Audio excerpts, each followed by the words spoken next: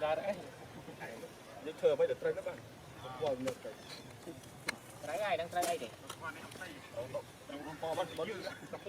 chấp tay năm pi chợ bên mà con chào anh chèn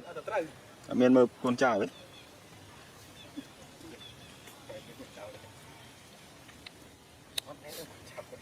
mồm vô top rum nào này món này là sao đấy là bài